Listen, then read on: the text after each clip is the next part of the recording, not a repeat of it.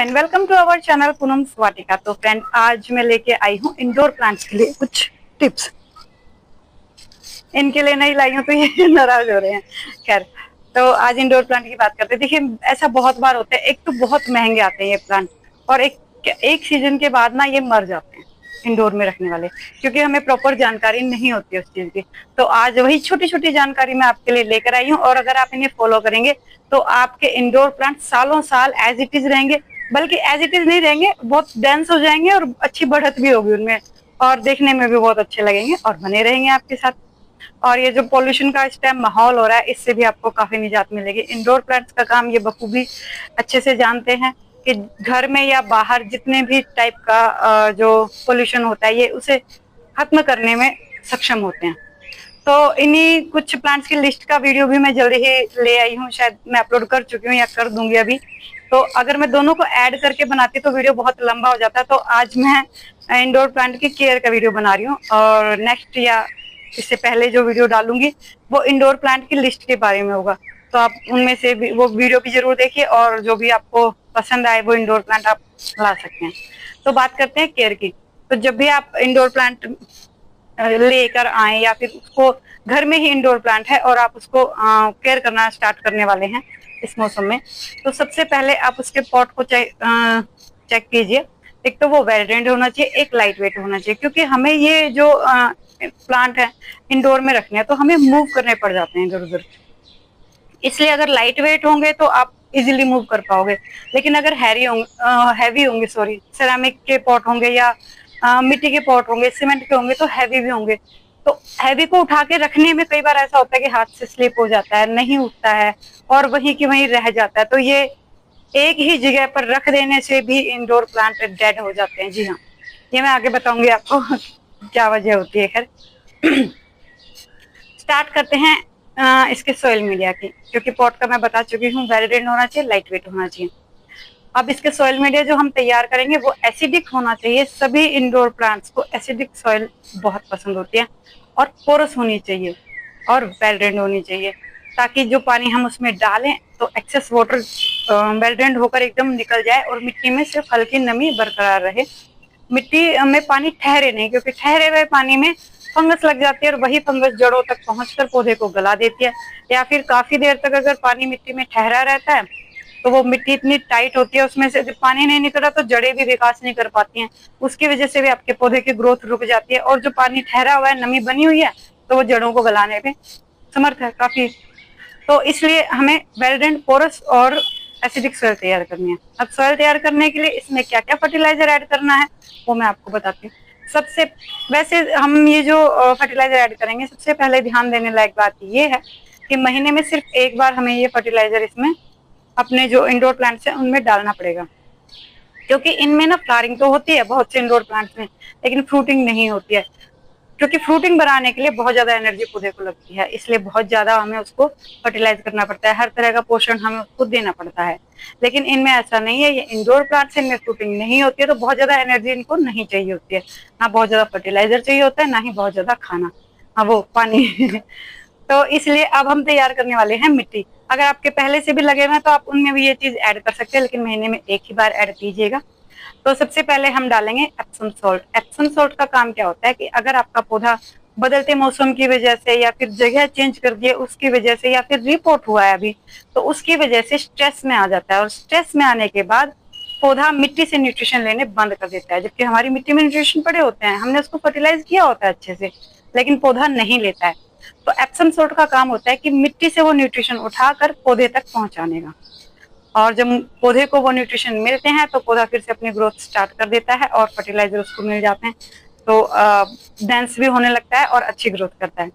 मक्खियां आ गई हैं, तो इसलिए एप्सम सॉल्ट डालेंगे। अब एप्सम सॉल्ट का रेशियो क्या होगा कि अगर 5 इंच का आपका पॉट है तो आप आधा चम्मच एप्सम सॉल्ट डालेंगे, और अगर 5 इंच से बड़ा पॉट है, 12 इंच तक के पॉट में, आप 1 चम्मच एप्सम सॉल्ट डालेंगे महीने में एक बार। तो ये अपनी मिट्टी में डालिएगा। सेकेंड फर्टिलाइजर जो हम डालने वाले हैं, ये आप 2 फर्टिलाइजर आपको हर महीने डालने हैं, वो है डीएपी। तो डीएपी भी, अगर देखिए, एप्सम सॉल्ट को रिप्लेस करने के लिए ना मुझे कोई भी हर्बल सोल्यूशन मिल नहीं रहा है, वरना मैं रिप्लेस कर दूं। तो एप्सम सोल्ट तो यह केमिकल ही होता है, इसीलिए मैंने क्वांटिटी कम रखी है इसकी। लेकिन डीएपी हर्बल में मिलती है, यस। तो कोशिश कीजिएगा जितना भी हो सके आप हर्बल वाली डीएपी लें। अगर नहीं मिलती है तो फिर केमिकल वाली से काम चला लीजिएगा, लेकिन महीने में एक बार देना जरूर है। तो जितने इंच का आपका पॉट है उतने दाने आप मिट्टी में डीएपी के दबा दीजिएगा। हर्बल में भी यही करना है और केमिकल में भी।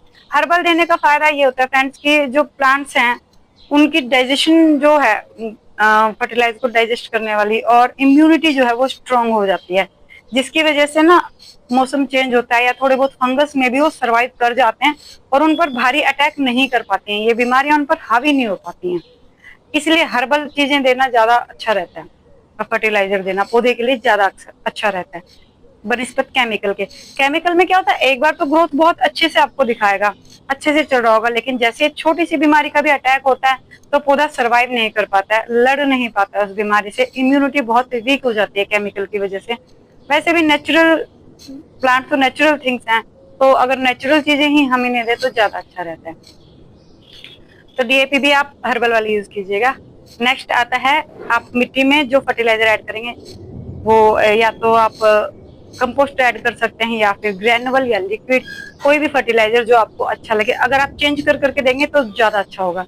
अगर आप कंपोस्ट ऐड कर रहे हैं तो 5 इंच तक के जो पॉट है उसमें आधा मुट्ठी कंपोस्ट आप ऐड कीजिएगा, और 5 इंच से बड़े पॉट यानी 12 इंच तक के पॉट में 1 मुट्ठी कंपोस्ट ऐड कीजिएगा। कंपोस्ट कोई भी यूज कर सकते हैं, लीफ कंपोस्ट, काउडंग कंपोस्ट या फिर किचन वेस्ट कंपोस्ट, जो कि आप घर में भी तैयार करना जानते हैं, बहुत से लोग जानते होंगे ना, वो बहुत इजीली हो जाती है। और अगर नहीं भी जानते तो उसके लिए मैं एक सोल्यूशन है मेरे पास, मैं आपको बताऊंगी।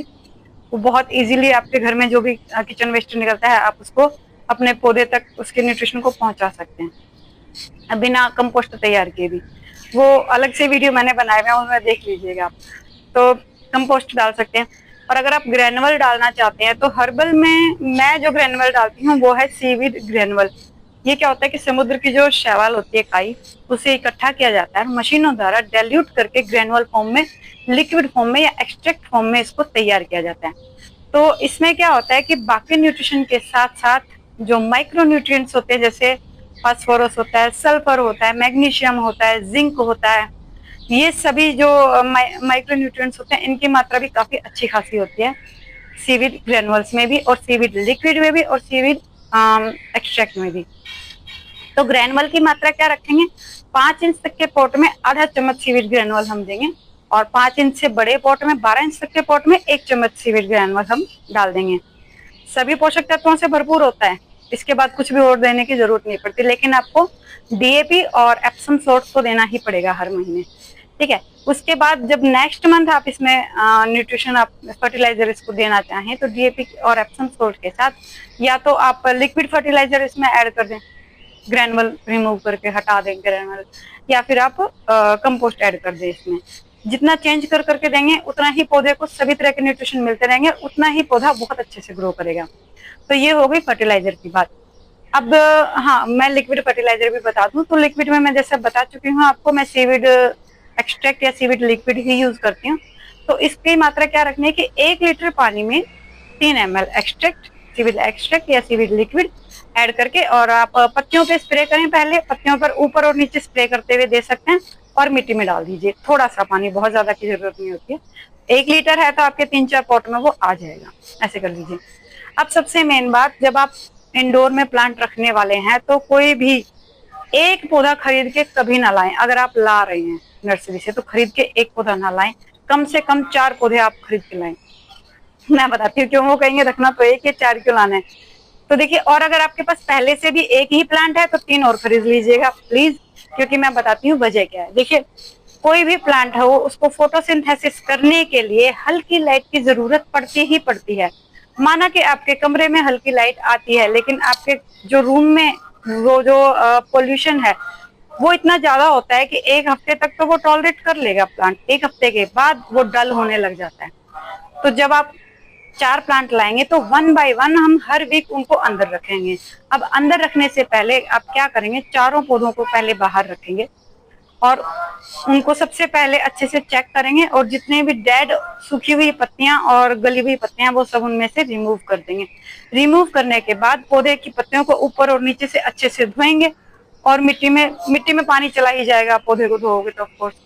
और 10 मिनट के लिए आप पौधे को वहीं बाहर छोड़ देंगे, जिस पौधे को अंदर रखने वाले हैं उसको भी।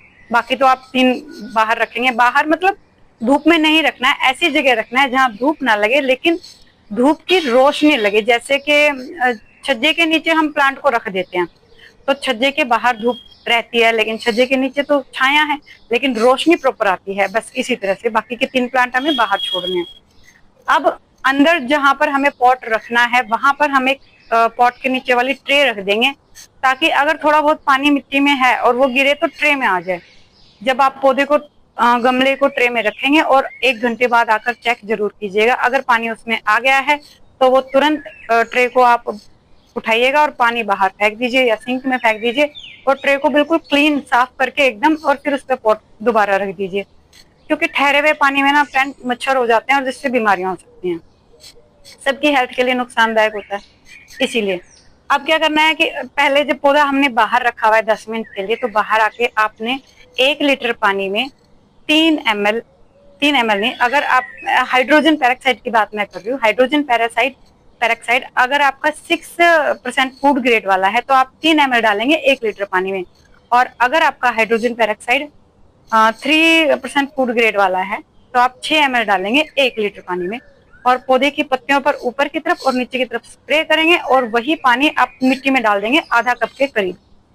उसके बाद जब 10 मिनट हो जाएंगे तो आप उसको अंदर रखेंगे। हाइड्रोजन पेरोक्साइड मैंने क्यों दिलाया है फ्रेंड, हम अगर नर्सरी से पौधे लाए हैं या घर में भी अगर पौधे हैं, हमें नहीं पता चलता कि जड़ों में कौन सी बीमारी लग चुकी है या फंगस का अटैक शुरू हो चुका है।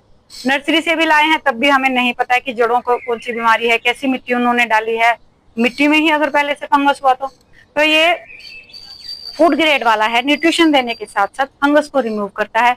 मैं कोई भी पाउडर वाला फंगिसाइड यूज नहीं करती हूँ, क्योंकि पाउडर वाला फंगिसाइड यूज करने से 1 महीने बाद पौधे बहुत रूखे सूखे हो जाते हैं और कई बार तो मर ही जाते हैं, इतने हार्म करता है वो। इसलिए मैं हाइड्रोजन पेरोक्साइड यूज करती हूँ फंगिसाइड के रूप में भी, और क्योंकि फूड ग्रेड है तो वैसे भी पौधे के लिए काफी अच्छा रहता है और पौधे को हर तरह की बीमारियों से दूर रखता है। तो इसलिए ये स्प्रे करना जरूरी है। और जैसे ही आपके 3 मिनट पूरे हो जाएं, पौधे को आप अंदर रख दीजिए। अब आती है पानी देने की बारी, क्योंकि मैंने बताया कि फर्टिलाइजर बहुत कम देना है, महीने में सिर्फ 1 बार। इसी तरह पानी भी बहुत कम देना है, क्योंकि जितने भी इंडोर प्लांट होते हैं, एक तो इनकी मिट्टी सूखती नहीं है क्योंकि धूप नहीं लग रही है डायरेक्ट, तो जितनी मिट्टी में से नमी इनको चाहिए ये उतनी लेते हैं, बाकी मिट्टी में हल्की नमी बनी रहती है। तो जब मिट्टी आपकी 1 से 1.5 इंच सूख जाए, उंगली से ऐसे सुराख करके देख लीजिएगा, अगर 1 से 1.5 इंच मिट्टी सूख गई है तब आप इसमें पानी डालिएगा। फिर आप उतना पानी डालिएगा कि गमले में नीचे तक पानी आ जाए लेकिन बाहर ना निकले, क्योंकि जैसे ही पानी मिट्टी से बाहर निकलेगा वो अपने साथ मिट्टी में पड़े हुए जितने भी न्यूट्रिशन है उन्हें लेके निकलता है, तो मिट्टी में न्यूट्रिशन की मात्रा कम हो जाती है इसी वजह से। तो इतना भी कम मत डालिएगा कि ऊपर ही ऊपर रह जाए, नीचे तक की मिट्टी ना गीली हो। तो अपने पॉट के हिसाब से आप उतना पानी डाल दीजिएगा। तो इस तरह से आप इसके पानी का ध्यान भी रखेंगे। तो आई होप मैं बता दूं, 1 हफ्ते बाद जब इस प्लांट को आप बाहर रखेंगे तो इसको जो आपने बाकी के प्लांट्स रखे हैं तो उन्हें लाइन वाइज रखिएगा, और इस प्लांट को सबसे बैक में रखे, और जो फ्रंट वाला प्लांट है उसमें फिर से हमें वही प्रक्रिया दोहरानी है। मतलब कि सबसे पहले उसकी गली सड़ी और सूखी हुई पत्तियां हटानी पड़ेंगी, उसके बाद उसको अच्छे से वॉश करना पड़ेगा ऊपर नीचे से, उसके बाद हाइड्रोजन पेरोक्साइड का स्प्रे करके हमें 10 मिनट तक उसे छोड़ना पड़ेगा, फिर आप उसको अंदर लाकर रख सकते हैं। तो बस इसी तरह अगर आप अपने पौधों को रखेंगे तो आपके पौधे सालों साल ऐसे ही बने रहेंगे। तो फ्रेंड, अगर आपको मेरा ये वीडियो पसंद आया तो प्लीज लाइक शेयर कीजिएगा और चैनल को सब्सक्राइब कीजिएगा। मिलते हैं नेक्स्ट वीडियो में कुछ और नए इजी टिप्स एंड ट्रिक्स के साथ। Till then bye bye.